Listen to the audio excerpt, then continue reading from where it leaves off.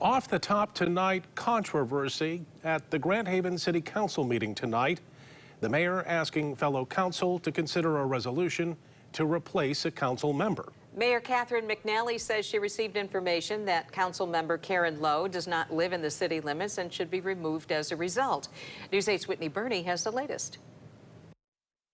That meeting wrapped up just after 10 o'clock tonight. They started at 7:30 and city council members didn't get to actual city business until after 9 o'clock. This all started with Mayor McNally sending out a letter to fellow council members saying she received info from multiple citizens that Lowe's primary home is in Grand Haven Township and her city residence is only a summer cottage that she left in the fall.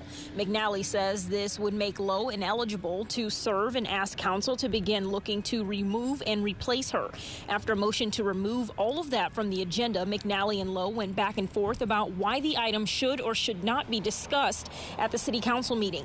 Lowe says all the allegations were false and said she'd be able to prove that in a court of law through her utility bills and witnesses. She went on to suggest the reason the mayor is bringing it up in the way that she is because the two disagree on city issues, namely recreational marijuana. Several people attending the meeting were split in supporting the mayor or councilwoman.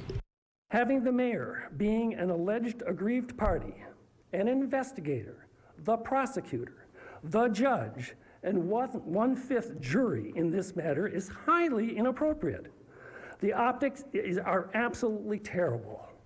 My license says this, my voter registration says this. These are the things that the state looks at to determine residency, which is true.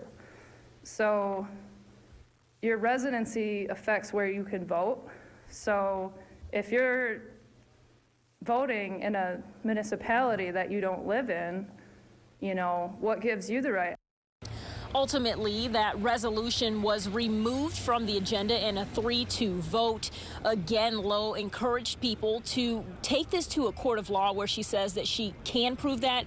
We did ask both McNally and Lowe for an interview following that meeting. They both declined. Reporting here in Grand Haven, Whitney Burney, News 8.